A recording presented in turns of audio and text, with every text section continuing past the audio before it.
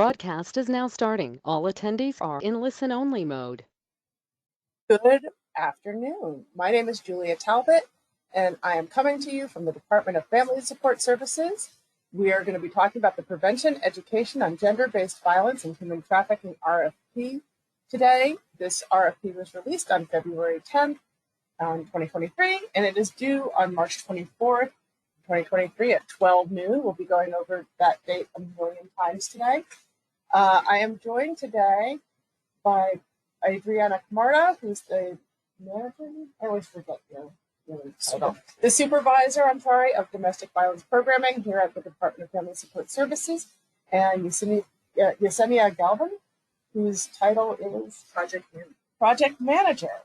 Two people that you want to know on your side when you're talking about DV programming, gender-based violence and human trafficking programming for the city. Just a few housekeeping things. Due to the volume of participants, and we are so happy all of you are here, everybody has been placed on mute. If you are having technical problems, please put your question, please use the question box to notify us of any technical issues. We will address questions at the midpoint and at the end of the presentation today. All of your questions are going to be captured in the question box, and those will be shared via the amendment process to the RFP. This webinar, as you probably noticed, is being recorded, and a copy of the recording will be posted on the DFSS YouTube channel. Who knew we had a YouTube channel? I certainly didn't for a long time, where you could actually see all of our webinars if you want to watch webinars from DFSS. There's years of them, but a link to that recording and a PDF of these PowerPoint slides will be posted on the DFSS website, which you can get to by going to the cityofchicago.gov website and then clicking on departments and clicking under the funding opportunity that you want to see the website, or not the website, on the PowerPoint and YouTube link for. So that will be under funding alerts or alerts or funding opportunities. Just so you know, I get this question all the time. I know you all want to relive the beauty, the glory, the fantasticness of a DFSS webinar, but it does take us a couple of days to process those files and get them posted. So please try to contain your enthusiasm for rewatching this and understand it takes usually 3 to 5 business days before we get that posted for you. Here's our agenda for today. As you can see, we're going to do our welcome and introductions, and then we're going to get started on going over the scope of the program. We'll break for questions, and then we're going to go through the timeline, and I'm going to go through some technical stuff so that you know, Adriana and Yesenia will talk to you about the program. It's the most important part, of course. And then I will talk to you about how do you physically make an application into the city's e-procurement website, and then we'll break for questions again. So take it away. Thank you, Julia. This is Adriana Camarda. I'm supervisor of domestic violence programs here at the City of Chicago, soon to be transitioning to the gender-based violence programs at the City of Chicago and DFSS. And so, for further ado, I want to just give an overview of the city's plan to address gender-based violence and human trafficking. Back in 2021, Mayor Lori Lightfoot released a plan to address gender-based violence based on all the activities you see here. We held listening sessions and had working groups and community engagement and stakeholder sessions to gather information and feedback on how to address gender-based violence and recognize the gaps in services, the gaps in connecting survivors to services, as well as the services that we have never even really provided at the city for other types of violence other than domestic violence. With that part of the plan, the mayor then followed it up with a $25 million investment in ARP funds to provide services to gender-based violence survivors. Here you will see the 5 buckets, if you will, or the 5 areas where the investment, actually, and it's missing one, there's actually 6 areas of investment, and I'll get to that in a minute. The first one that's not on the screen is a $5 million bond for the Chicago Community Advocacy Center to provide services to children of survivors of gender-based violence. Then we had the emergency financial assistance program, which I'm happy to say is about to launch next month. And that allocation was about $5 million to provide survivors with a $1,000 one-time cash payment. The next is the Rapid Rehousing and Supportive Services program for gender-based violence survivors.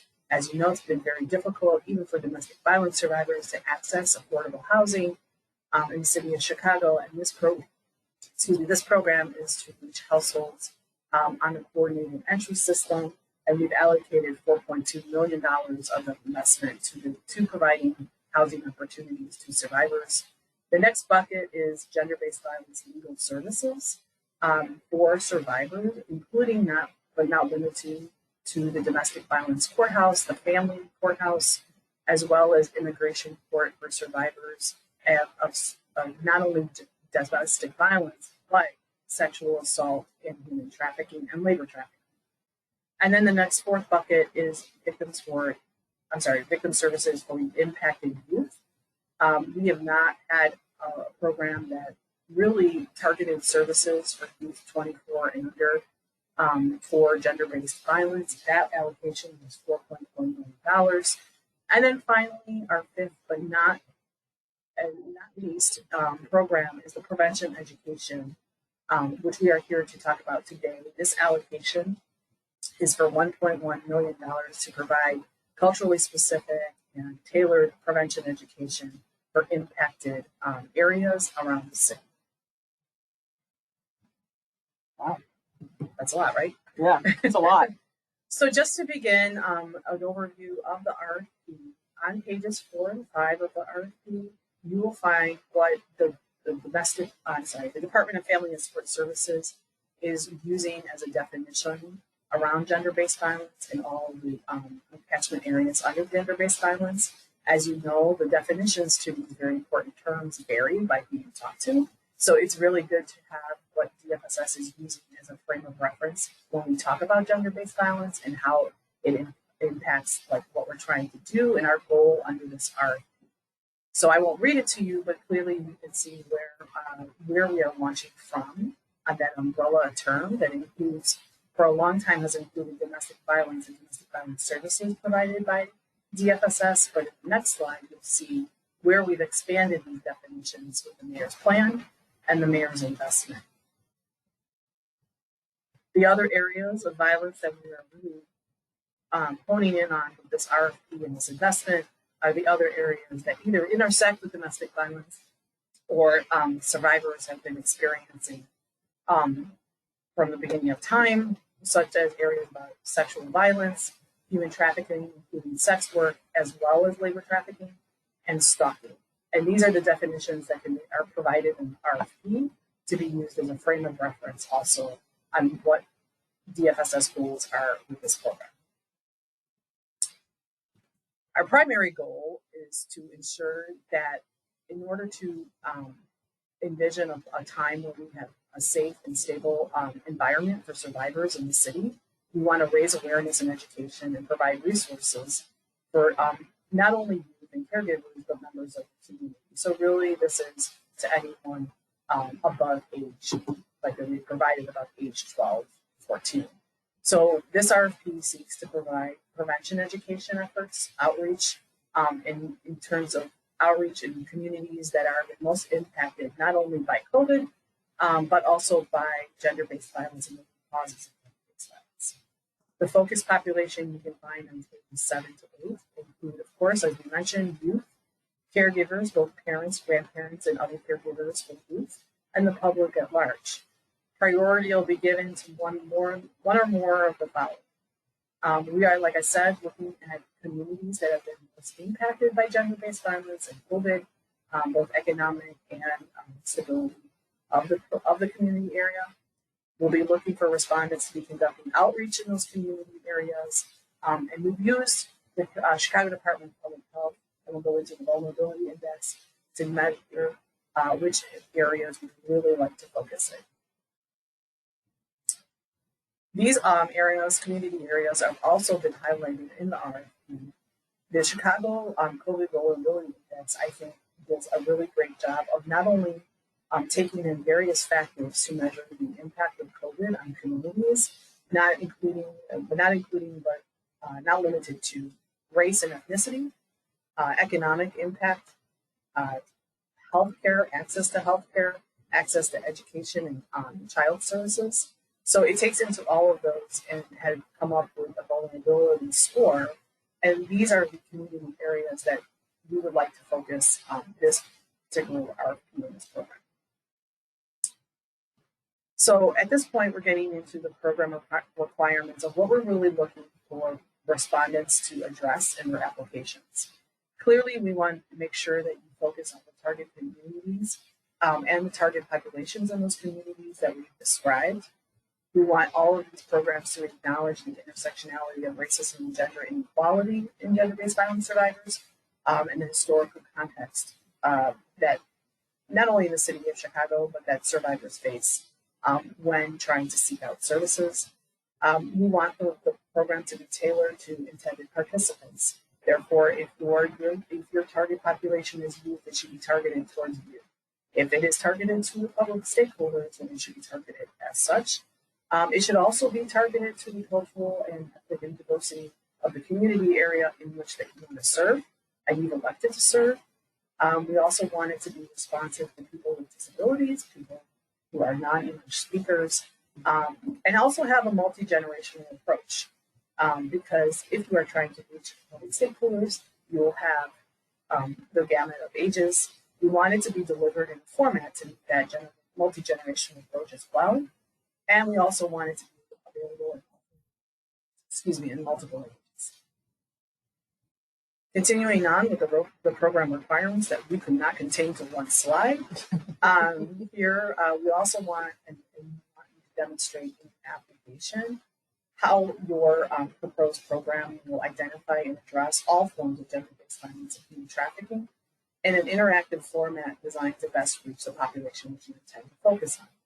We want you also to have in your curriculum describe how social media and other electronic means play a role in gender-based violence and the perpetration of gender-based violence.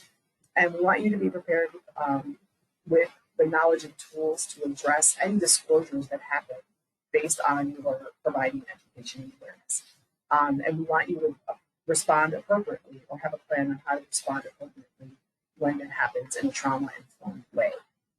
We also require the respondent to show how they're going to offer the community resources and referrals that may be hyperlocal with more information on gender-based violence and human trafficking and where they can get services, connect them to those services, what to do, what happens if a survivor discloses their experience during one of these sessions. And we also want you to collect participant feedback on the sessions. Continuing on page 10, you will find a breakout of how exactly you want to see your proposal to offer the information that we need. Clearly, we want to be able to identify from the application what is the content and the education and awareness content, in your program that meets the goals of the RFP. So we would like you to select one of these contents. It provides an overview of the laws and regulations that govern the rights of survivors or where they can get services. And then we also would like you could select supporting peer-to-peer ones. So they don't have to do it all. They don't have to do it all. You can select one. Here are other program requirements. If you select a partner, you have an opportunity under this RFP to subcontract or partner with another organization.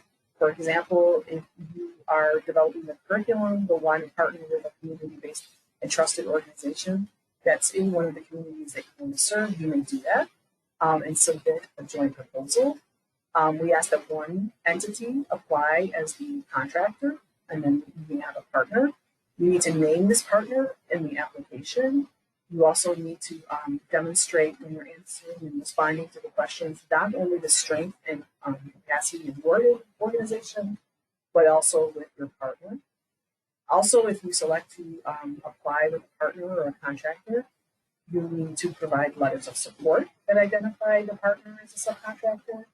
You need to describe the nature, history, and extent of the partnership that you have, and where the subcontractors are located and where they will provide the services, if that is the mechanism that you are using to provide services in that chosen community area. You also need to describe in that attachment or in the application the types of services that they will provide and how they will serve the focus population. And finally, you also in the budget need to identify what is their amount of the contract that they will be subcontracted for. Yeah. So just a little procurement 101 for the city.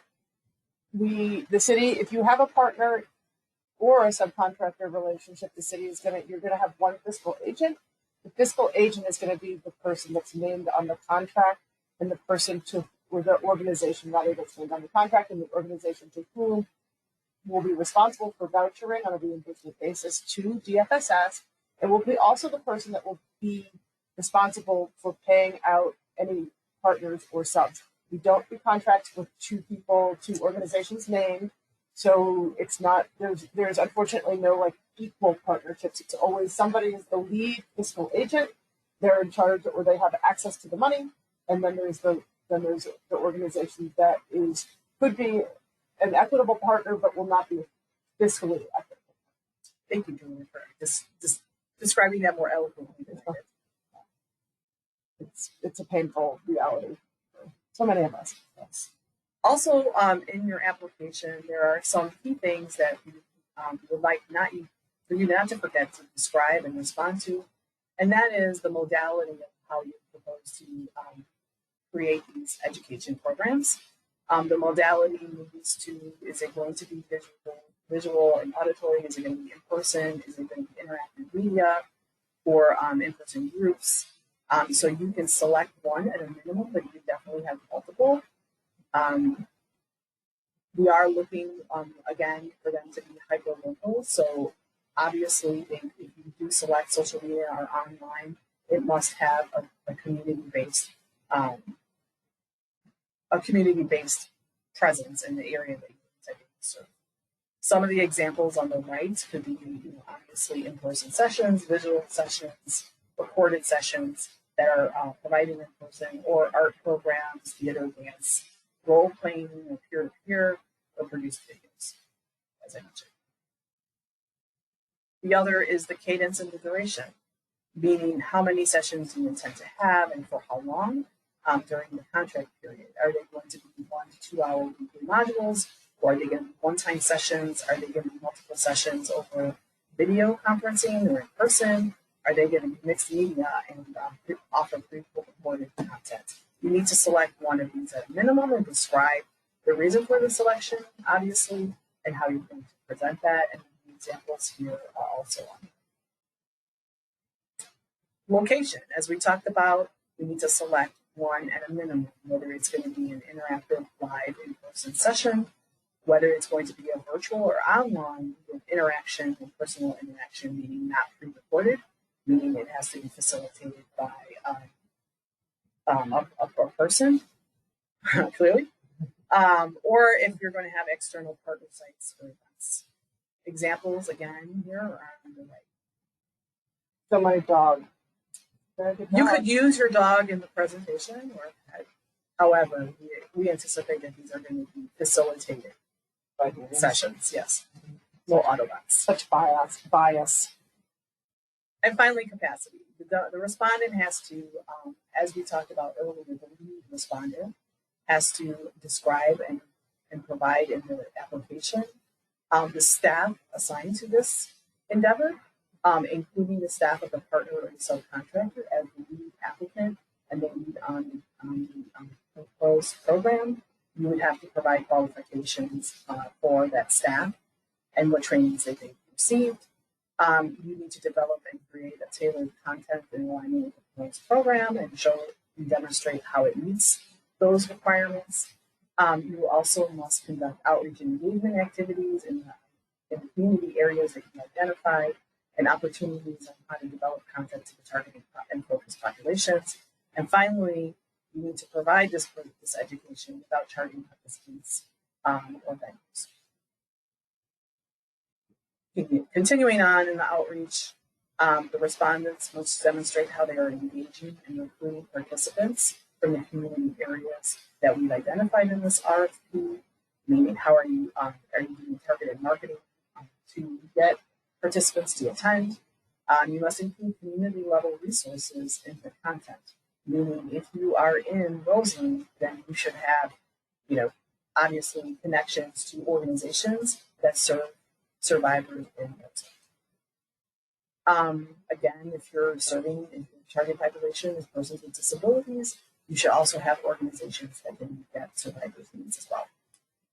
If you partner with gender-based violence and human trafficking organizations, you should actually demonstrate in the application that you have those linkages and can offer referrals where needed. And then finally, you can provide community education workshops or outreach events to educate the public and service providers about GBVHT.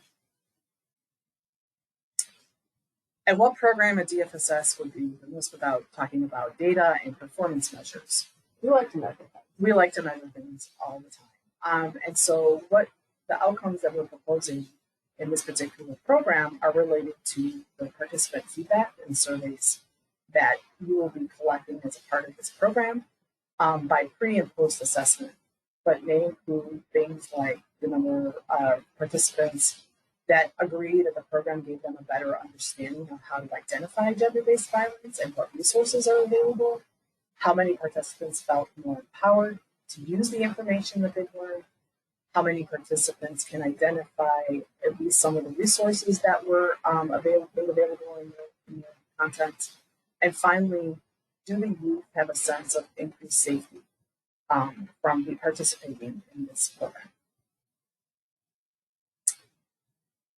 These are more output metrics that we also will be collecting, that we'll be using to see if the program is on target to meeting the outputs and the goals of the program. Clearly, we'll be asking to collect the number of participants that participate in the content and the sessions, but we will also be collecting about the community area zip codes to make sure that you are serving people in the areas that the program has designated as the community areas you want to serve. We will also be, federal money, we will be collecting basic demographic data on the participants that you will need to collect, and the number of sessions provided, the number of downloads of reported materials. And then finally, the percentage of the participants that agree with the survey and feedback that we collect.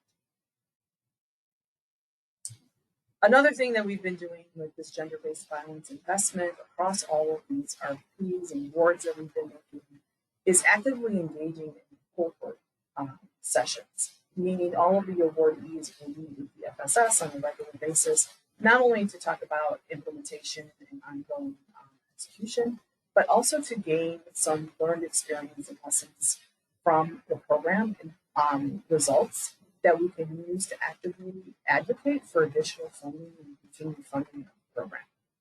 And then also we will be collecting data to comply with the funding source that we're using for this. All right, now here's some fun technical stuff. The funding source for this program is Area Rescue Plan Act, meaning that it is not, it is through 2024. And then we will be asking, clearly, DFSS will be seeking other additional funding to continue this program based on the data and the outcomes that we collect from the performance.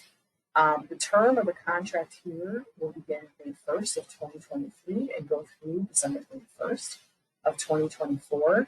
We anticipate with this amount of funding that we can probably fund 3 to 4 programs at a range of $135,000 to $180,000 in 2023 and 2024 annually. We are, with the ARP dollars, we have been offered a flexibility that DFSS has not had in the past about advance costs and getting an advance payment to delegates. However, the advance payment does go through the process, and your agency does need to meet some criteria that you can find in the advanced payment form that's attached to the RFP. Otherwise, all respondents will be reimbursed for their services after the fact by submitting vouchers and invoices directly into the iSupplier system. This area of the presentation, we're going to go over how we're going to score your RFP in proposed program. It's divided into 5 areas. The first one, and probably the most heavily weighted, is community involvement. We are really looking for respondents and participants and subcontractors who not only have an expertise in gender-based violence, but also have an expertise in working with focused populations and the community areas in which they decided to work in. So clearly, this is the part of the application where we're scoring you on your strength of that capacity, as well as your infrastructure and your ability to serve that population, how you incorporate feedback from survivors as well as the general public into your services, how you demonstrate your commitment to diversity, equity, and inclusion and access, meaning does your agency reflect the people that it serves, and how does your agency leadership reflect the people that it serves. The next area of criteria is also as weighted as much as community involvement, and that is the strength of your program. How does your application really get to the purpose and the goals of the RFP? And are you really working in the CCBI community areas that we outlined? And how will your program be trauma-informed, culturally specific, and age-appropriate? Is your proposed program follow the best practices in terms of cadence and duration and execution? Are you, as the respondent and the lead and your subcontractors, have you clearly demonstrated the strategy to reach survivors in those community areas?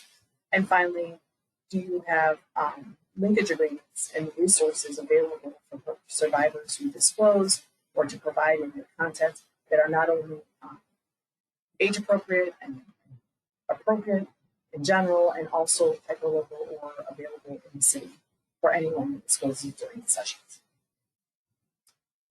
Then we've allocated 15 points to your organizational capacity. As the lead respondent or the only respondent, do you have staff that is either in oversight management or service delivery that is qualified and trained to provide the content? Do you have adequate systems and possess support to monitor the program expenditures and fiscal controls? I can't stress that this is federal U.S. Treasury dollars that we're passing on, and they come with some regulations that you'll have to follow. And then finally, do you have the adequate human resources and capacity to hire and manage staff for this time? And as we talked about performance management, you have to demonstrate that you have strong past performance in programs that are like this program, that you have experience using data to inform your service delivery, and that you have relevant systems and possess systems that collect and store participant information that meets all of the safety and confidentiality criteria of the laws around survivors. And then finally, your budget and your budget justification and how you leverage funds. There is no match required in this RFP, so we're really basing it on the reasonableness, and forget the title there, of your costs and your budget. Okay, the evaluation process. For those of you that have never applied for a DFSS grant or a city funding, we base it based on the point spread that we just described. Each evaluation or application is reviewed for its not only completeness, but also how it scores in comparison to the questions that we ask in the RFP that are related to the selection criteria. Failure to complete the proposal or any pieces of the proposal obviously will impact the score.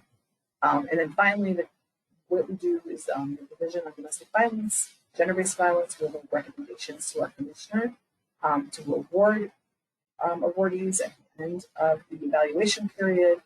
And then also we want to draw your attention to the basis of award section, where we reserve the right to ensure that everything is covered, and that we can also take into consideration the coverage of citywide or the geographical areas that are selected and applied for, and that also we can use language and cultural appropriate programs in that evaluation. I believe this is where Julia takes off, but before we do that, we just want to know that the applications are due on March 24th. I don't know what day of the week that is, but I want you to look at that 12 p.m. noon.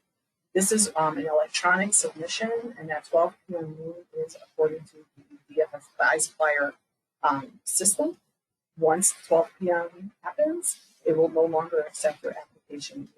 And when Julia will cover this, but we encourage you to apply early. Yes.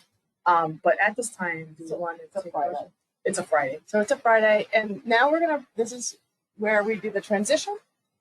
This is a great time for you guys to type into the question box any questions that you have about the programmatic aspects of this program or this RFP. We'll also be taking questions at the end. But let's just see there. I see there's quite a few people who are attending. I'm sure somebody must have some question. So we'll give it a little time to see if any questions pop up. And then I'll go through how you actually physically do the application in the iSupplier/eProcurement environment. I'll walk you through a couple of common things that you're going to have to do. Namely, you're going to have to submit, you're going to have to accept an amendment, and also how to submit. I cannot stress to you guys, I can't stress enough.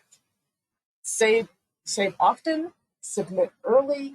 It takes and that 12 p.m. noon cutoff is really, we mean it. We cannot accept late applications. The system doesn't allow it. The only way we can really accept a late application is to repost the entire RFP again and ask that everybody who had put in an application resubmit the application. We don't really want to do that. Here's a couple of questions. So we have here, can you have more than one partner?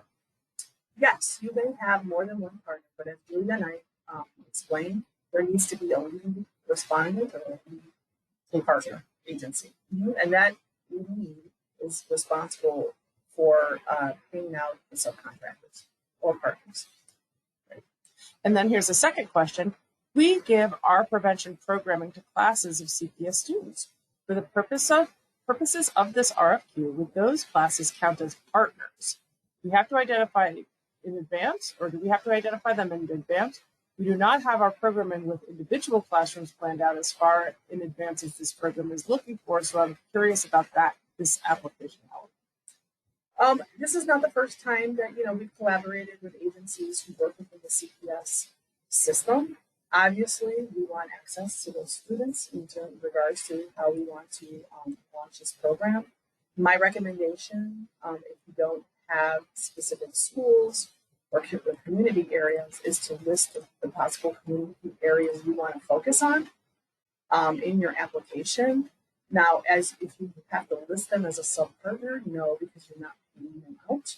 You would list them as a partner in terms of your linkage and referrals, but you don't have to make them a partner. Did I answer that question? You did. Okay. So let's see if there aren't any other questions going on now. There is one thing I want to say unrelated to the questions that we just covered. When you're submitting your budget, I believe in the RFP you've asked for a 12-month budget. Yeah, we do like to have a 12-month budget. It's easier to do a like-to-like comparison with all of our applications if everybody submits a 12-month budget, and we can prorate as needed. Correct.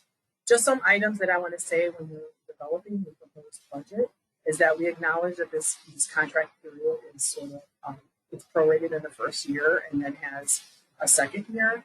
When you're looking at your budget, if there are content development costs that you're either doing directly yourself or with a sub partner, you may want to put that in the 12-month budget that you're working on in your ask. I realize that that's going to be an upfront cost, and so you can negotiate that budget later, but you need to put in all of your costs in that 12 months associated with that, because we can award you less, but we can't award you more. For the most part, it's like buying a car. Your first bid is probably going to be your best ones. Just on that note, I do have a couple of tips that we have, I've been from looking at budgets over the years is, ask for what you need.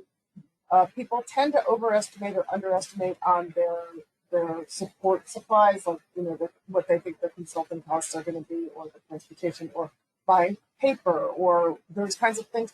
People know their personnel costs, but those non-personnel costs sometimes are hard to come down. We understand that, but those are where people go vastly over or vastly under what they need. So try to just focus on those things. It's always a good idea, I think, to put your best foot forward and ask for what you think are the real costs of your program, and that we generally can go down, but we don't always go up. Most of the time you can expect that what the budget that you put in, we understand that's to be sort of your best snapshot at the time, but that those budgets are inevitably, if not 100% always, renegotiated as part of the contract process. So put in what you think you need, what you think you want, and understand that that's sort of the jumping off point in a conversation. It's not a black or white kind of thing. Correct, and it would be the cost of the program in the first 12 months. Yes. The other thing to remember is just take your time. I can't stress enough in the whole thing. This is why I say soft start early. Take your time. I had an organization that put in like 9 applications. They put in their costs into the share column of the budget. And so it looked like they were putting in 9 applications for contracts for $0 amount dollars. They were going to totally do our scripts. Like, we knew what the mistake was, but city procurement or governmental procurement being what it is, a simple error like that becomes tremendously difficult to correct. So please just read carefully, respond. This kind of goes into what my application tips are in terms of, if you've never done business with the city, get in there now. Apply. Get yourself registered up in iSupplier. It's going to take a couple of days. Understand that everything that you get from iSupplier and e-procurement, at least at first, if not kind of always, is going to be high likelihood it's going to end up in your junk or your spam. So that's kind of where you should go with that. If you have some issues, or if you're having some difficulty getting into iSupplier, there's not a million, but there's quite a few resources. You can call me. You can call the OBM hotline, or the iSupplier e-procurement hotline, which is 312-744-HELP, 4357. Or, just get in there. Do this, start early. We take great pains to try to get our RFPs out on the street. We keep them out on the street for a month, 6 weeks. Use that time to get yourself familiar up with the e-procurement system, as well as developing your program stuff. E-procurement is not necessarily the most intuitive online computer programming you're ever going to encounter in your life. At least I hope it's not. And so, give yourself the time and set yourself up for success in that way.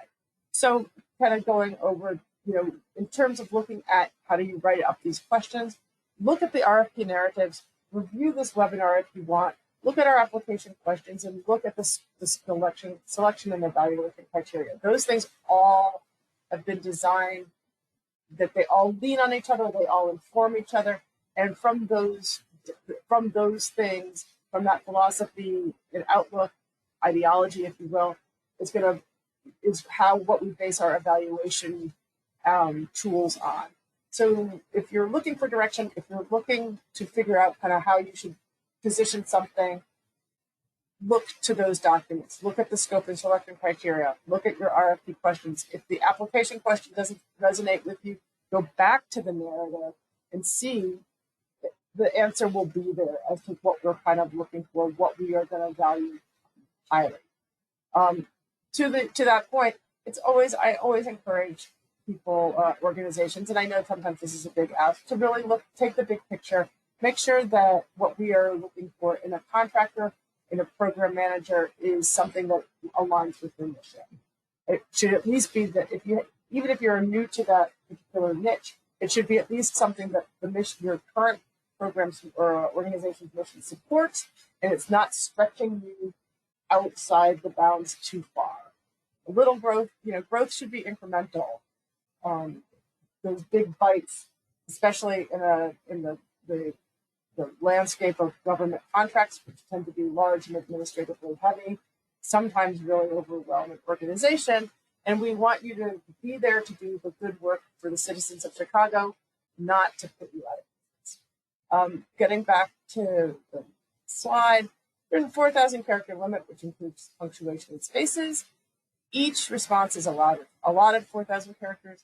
The e-procurement system is not going to count that for you, so I highly, highly suggest that you do that in a word processing software package of your choice that will count the characters for you, and then cut and paste it up into the e-procurement environment.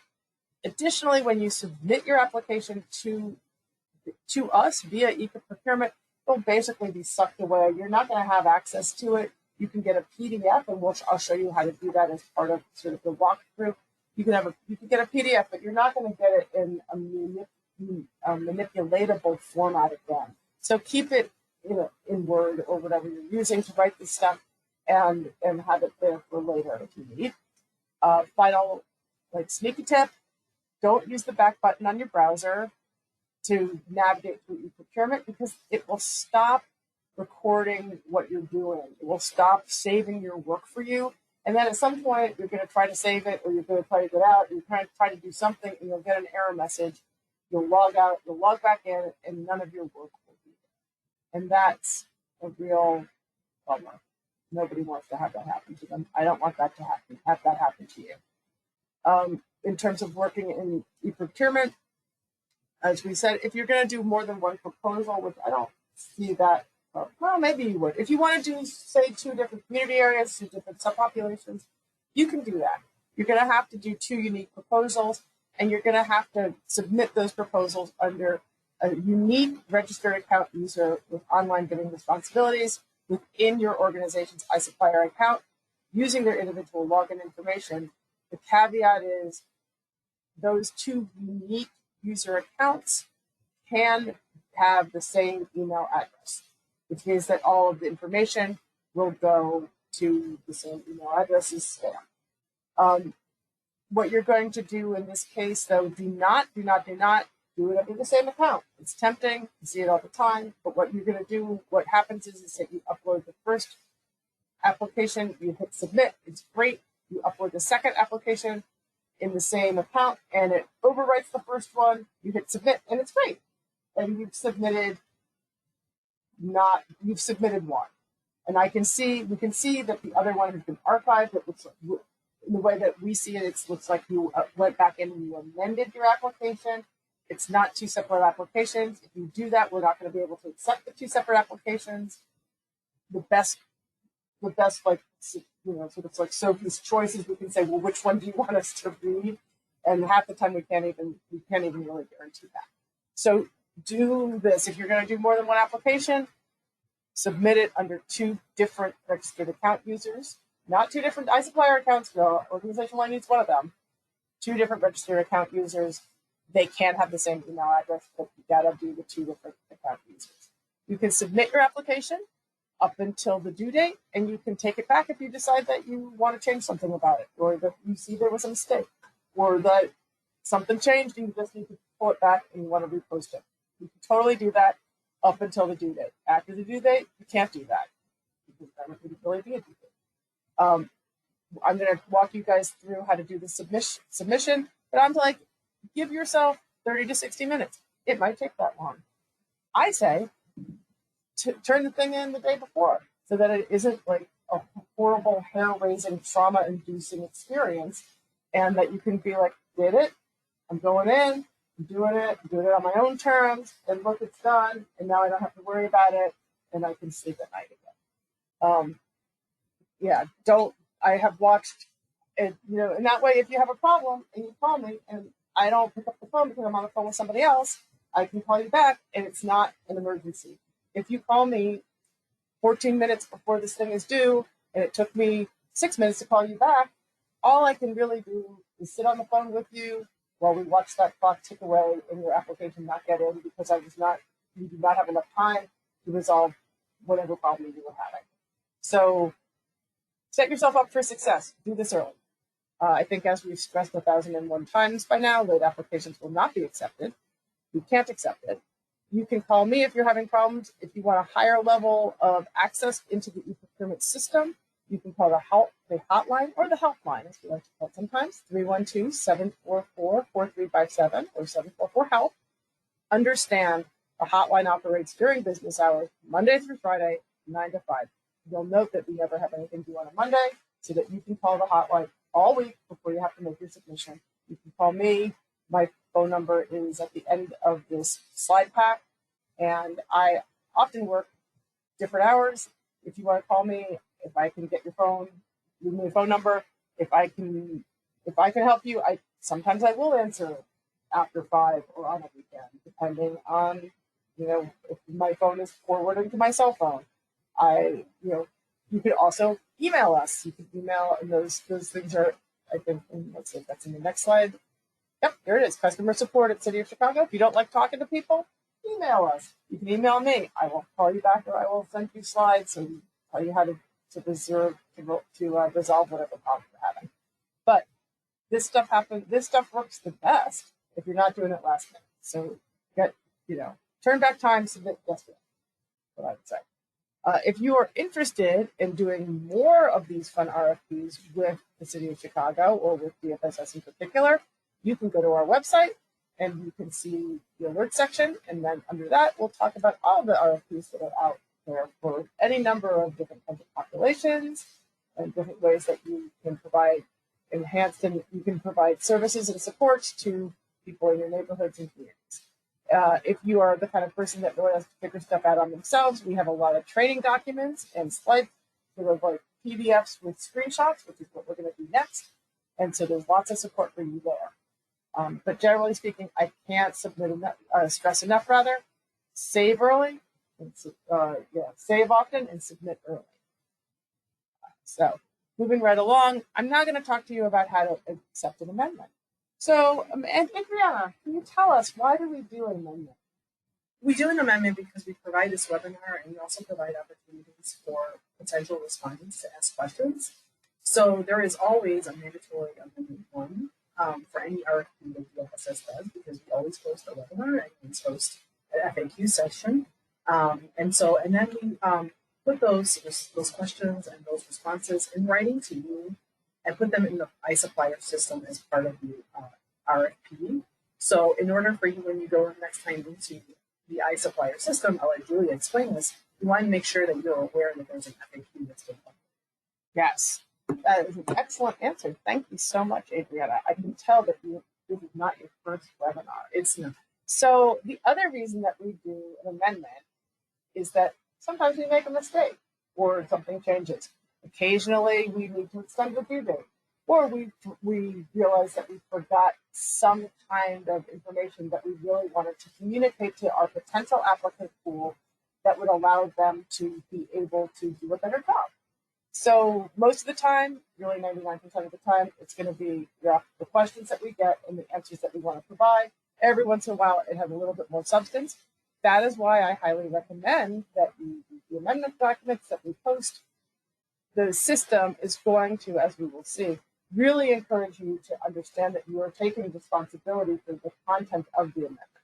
So in this particular case, here's a screenshot of what you're going to see when you're trying to do your RFP or start it. If you were just starting your RFP, it's going to be, you would just go to this pull-down bar on the right-hand side and go to create quote and then start go. But in this case, there has been an amendment, so you're going to need to accept the amendment first. You do that by clicking on this View Amendment History. When you do that, it's going to take you to this slide. And this is going to be the beginning, your kickoff of the acceptance and acknowledgement process. You can kind of think of yourself as like Dorothy in the beginning of The Wizard of Oz, when she starts walking around that tiny circle with the yellow brick road. You're following the yellow brick road to accept and acknowledge your amendment. And as you'll see, there's a lot of screens you get to go through before you do that. You probably won't make the 10-minute on the way though. So if you want to look at the RFP, you're just going to hit this document number in blue here. You can see here in the middle area, there's an amendment description, which is kind of like your quick and dirty, like why are we doing this to you kind of thing. And then over here, if you want to look at the changes that we have, you'll click on this little eyeglass or infinity icon under 2 here. that will bring you to the amendment document where you can say, oh, look, it's my question. Here's the answer. Or, oh, look, they want us to do this. Here's additional information. After you've done those things, you're going to acknowledge the amendment by clicking the box that says Acknowledge Amendment. And you have a choice. You can do it at the sort of upper hand or the lower right-hand side column. When you acknowledge the amendment, it will take you to this screen where you check this tiny box, accepting the terms and conditions of the RFQ and acknowledging the changes made to the RFQ amendment document. Then you're going to hit Acknowledge, which will take you to this box, which I don't really understand the purpose of personally, where you confirm your acknowledgement. I don't know why anybody in the right mind would click no. If you click no, it will take you just back to the last screen, basically. So you're going to click yes because you want to confirm your acknowledgement of the amendment, at which point you're going to be given this final box where you have to click the fact that you've accepted the terms and conditions, which this particular thing, you're accepting the complete responsibility for having read the amendment. You're going to accept, either you can do this at the upper or lower hand corner again, right-hand side, and then you will be done. That is how you submit an amendment. It's a lot of screens. It will take less time than it took for me to explain all those screens. You accept the amendment, except for just please read it. Please download it. This is how we submit an application in the e-procurement.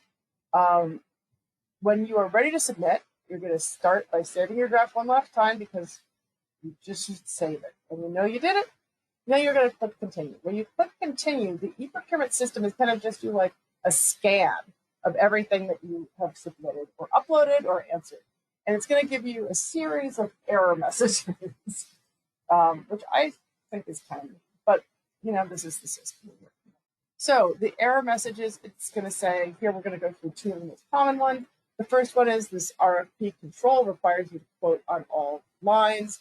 You'll see here, right below this, there's a little tab that says lines. In this particular case, we at DFSS look for and ask you to upload a budget in an Excel spreadsheet, which you would attach as an attachment.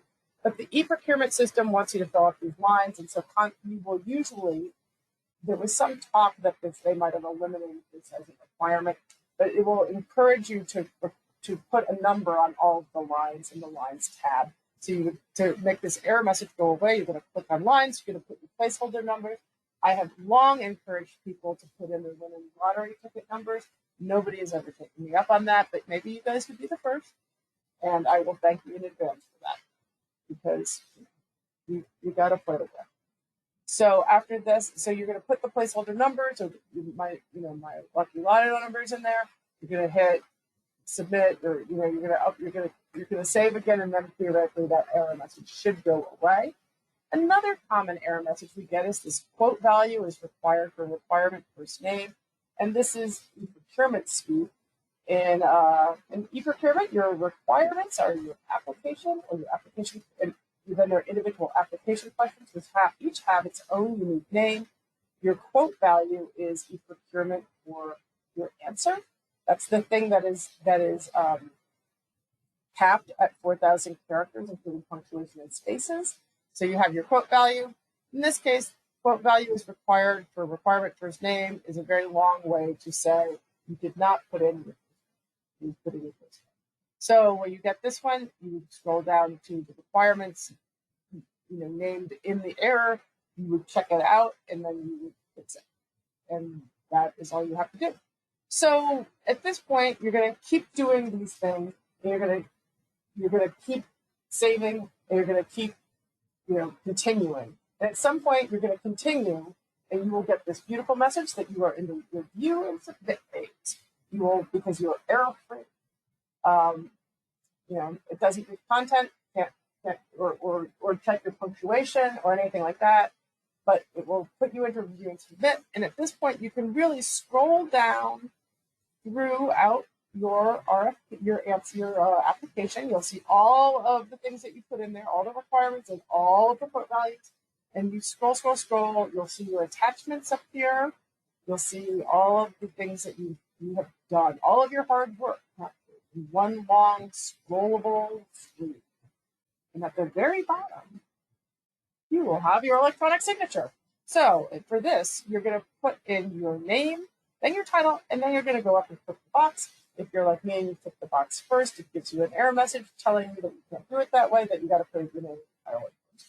And then on the other side of this electronic signature function or experience, I couldn't fit it on one page and have it be readable by anybody.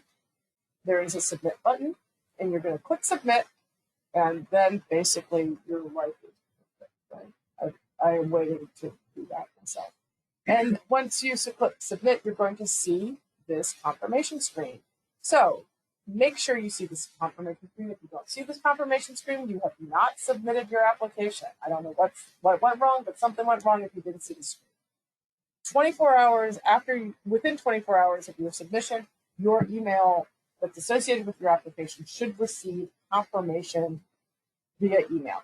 If you would like something a little bit quicker, call me, email me, and let me know. The minute you guys hit send and submit, I can see it. And I am more than happy to answer that phone call or answer that email confirming that you have submitted. And if you're doing this the day before, like I want, then we all have so much more time for me to do that for you. So that is how you submit your application in eProcurement. That is all I have to say about eProcurement, but I'm happy to answer questions if you have questions. So this is your opportunity to ask more questions. Here you go. Here's the final screen that we talked about. If you wake up in the middle of the night and you're like, oh my gosh, I should have asked this question. This is how you get a hold of us. So you can talk, if you want to talk about program stuff, you're going to call Adriana. If you want to talk about procurement stuff, you're going to call me or the hotline. If you want to talk about program questions and you call me, I'm going to just tell you to talk to Adriana. Because I'm gonna have me make up stuff about your program. And contact information is also printed in the RFP itself. Yes, as well as all you have to do at this point is just like Google my name, and it will just show up because I'm on every RFP. So this is our opportunity to take more questions from people if they are interested. If you have questions.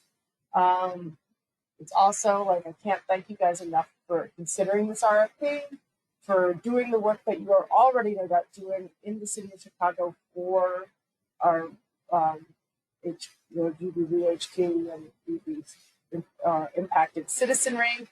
Thank you so much for everything, for doing the work that you're doing, for being you, and for considering this application. I know that that our program, the RFP process, is always a little bit more complex than I would like, or really anybody would like, but this is how we have to do it to keep everything in compliance, to be transparent, to be equitable, and to be able to report up to the federal government or whoever our funder is, because there is almost always somebody.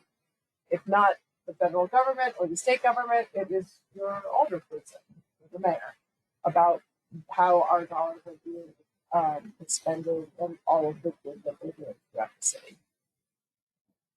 This is Adriana. If you still can't think of additional questions, you can email me and Julia. We have a deadline printed in the RFP for, I think, end of business tomorrow to get your questions submitted into the amendment FAQ. So please, if you feel free, if you don't want to post your question here, you can email me directly. And we will address that question in the FAQ. Yes. So I'm not seeing any additional questions at this point. So maybe we'll give it another couple of minutes or a little bit more to see if anybody has anything that they would like to ask. And if not, we're going to give you your time back. Thank you so much for coming. Enjoy the rest of your Wednesday. I think it's supposed to be raining all day, but stay dry. It's better than snow. I know that up north they're expecting winter storm olive. It's supposed to dump like 10 inches snow on stuff. So, stay safe, stay warm, stay dry, and write really brilliant answers to all of our questions. And so I'm still not seeing any questions, so I might sign off. And again, thank you so much. And we really are looking forward to seeing your applications on Friday, March 24th. By noon. By noon. That's the time, is by noon. We're really gonna, yeah. Okay, take care.